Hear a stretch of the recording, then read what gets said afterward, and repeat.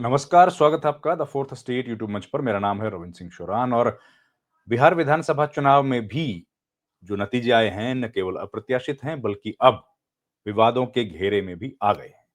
विवाद जिसकी शुरुआत हम लोगों ने देखी थी, कुछ आंकड़े आए थे। भूपेश बघेल ने एक ट्वीट किया था, जो कि कांग्रेस पार्टी के नेता हैं, छत्तीसगढ़ के पूर्व मुख्यमंत्री हैं, और उन्होंने एक ट्वीट के माध्यम से जानकारी दी थी कि कहां 3 लाख वोट बढ़ गए जो नई लिस्ट आई थी उसके बाद से चुनाव के नतीजों तक या चुनाव की वोटिंग तक। अब एक मीटिंग हुई है, बड़ी बैठक हुई है सवेरे। राहुल गांधी, मल्लिकार्जुन खड़गे समेत कांग्रेस पार्टी के नेताओं ने बैठक की है और उसके बाद एक प्रेस रिलीज जारी की है। साथ ही साथ जो खबर आई है वो ये है कि राहुल गांधी समेत कांग्रेस पार्टी के नेताओं ने बातचीत की है तेजस्वी यादव और सीपीएम के नेताओं के साथ भी कि कैसे क्या हम लोग विचार किया जा सकता है इस पर कि सब लोग एक साथ इस्तीफा दे दें। कांग्रेस समेत जितने लोग विधायक जीते हैं वहां पर इस्तीफा दे दें।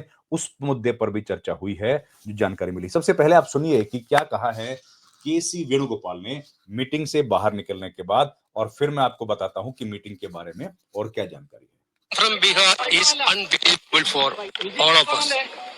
This is not only for Congress. Entire Bihar people are not believing it. Our alliance parties, we discussed with all of them, they are not believing it. And I don't know, media people. We have discussed with all the alliance partners. ये भी उन्होंने बोला कि हम लोग उनके साथ बातचीत की है, डिस्कस किया है। Also, whether you believing or not, because 90% plus strike rate for a political party, which is not happened in Indian history.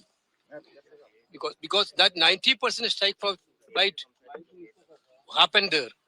And we are doing a thorough analysis. We are collecting the data. We are doing a thorough analysis. Within 1 or 2 weeks, we'll come with the concrete proofs. Because this process of electioneering is completely questionable.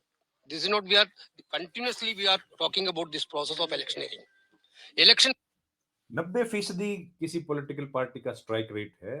आज तक के इतिहास में कभी ऐसा नहीं हुआ है। तो इस बार हुआ है, उसका क्या कारण है? इलेक्शनरिंग का जो पूरा प्रोसेस है उस पर सवाल खड़े किए हैं। commission is totally one-sided. Whatever they चुनाव आयोग एक तरफा काम कर रहा था। इलेक्शन कमीशन के बारे में लगातार सवाल उठते रहे और एसआईआर का जो इशू था उसको लेकर भी मुद्दा उठता रहा। are doing, there is no transparency at all. This process is questionable. Anyway, we are going to collect the data from everywhere and every entire Bihar. Then we will come with the facts. That's all. Yesterday, even Rahul sir questioned that election commission was not fair and transparent since beginning. No, not only yesterday. Not only yesterday. When after Haryana election, we told about this. Immediately after the Haryana election result, we told about this Haryana election rigged. Nobody believed that. Now we come with the evidences that the election commission questioned that evidence. Therefore, I think Bihar also we will come with the concrete proofs. उनका कहना है कि जिस तरीके से हरियाणा में विधानसभा चुनाव के बाद हम लोगों ने साबित कर दिया कि वहां पर रिगिंग हुई है, इलेक्शन रिग्ड था, हम लोग बिहार विधानसभा चुनाव में भी प्रूफ्स आने के बाद उसको साबित कर देंगे। देखिए, ये बात कही है केसी वेणुगोपाल ने, और जो जानकारी वहां से मिली है वो ये है कि अब इस मुद्दे पर कांग्रेस पार्टी समेत महागठबंधन के तमाम लोग विचार कर रहे हैं कि क्या इस्तीफा दे देना चाहिए उन विधायकों को जो कि चुनकर आए हैं इस विधानसभा में। अब इसमें देखिए कई तरह की बातें हैं। विधानसभा से इस्तीफा देने का मतलब है कि वो लोग इस्तीफा दें जो बड़े मुश्किल से इस चुनाव में जीत कर आए हैं, एक। दूसरी बात, उसका लाभ क्या है, उसकी हानि क्या है, उसका कोई लाभ होने वाला है क्या? क्या उससे जीते हुए जो विधायक हैं उन पर कोई असर पड़ेगा, दूसरी पार्टियों के सरकार पर कोई असर पड़ेगा? दबाव बनाने की जो राजनीति है उसका क्या होगा? क्या दबाव सही मायने में बनेगा? और ऐसी स्थिति जो आ गई है, तो क्या उसका बेनिफिट मतदाताओं तक पहुंच पाएगा, कुछ लाभ मतदाताओं को होगा? ऐसे ढेर सारे सवाल हैं जो अभी भी अनुत्तरित हैं, और कांग्रेस के जो अंदरूनी सूत्र हैं उनका कहना है कि उन सब बातों पर विचार किया जा रहा है। अब देखिए, बिहार का जो विधानसभा चुनाव हुआ है वो उतना ही अप्रत्याशित है जितना हरियाणा के नतीजे आए थे, जितने महाराष्ट्र के आए थे। और इन तमाम नतीजों के बाद जो प्रश्न खड़े हुए थे वो कहां हुए थे? वो सारे सवाल खड़े हुए थे उन लोगों पर जो काम कर रहे थे बिहार में और चुनाव आयोग के मद्देनजर। तो इतने सारे जब प्रश्न खड़े हो रहे हैं तो इलेक्शन कमीशन उस पर क्या कोई कार्रवाई करेगा या नहीं करेगा? ये बड़े प्रश्न हैं और चुनाव आयोग के ऊपर 3 लाख वोट्स का जो हम लोगों ने ज़िक्र किया था, मैं आपको एक बार फिर से वो ट्वीट दिखाता हूँ। जो ट्वीट किया था तेजस्वी जो ट्वीट किया था उसने अपना जो ट्वीट किया था भूपेश बघेल ने, ये देखिए वो ट्वीट है। इस ट्वीट में वो साफ दिखा रहे हैं कि 3 लाख वोट कैसे बढ़ गए बिना जानकारी के। ये देखिए, सच क्या है केंचुआ? केंद्रीय चुनाव आयोग को वो केंचुआ शायद कह रहे होंगे।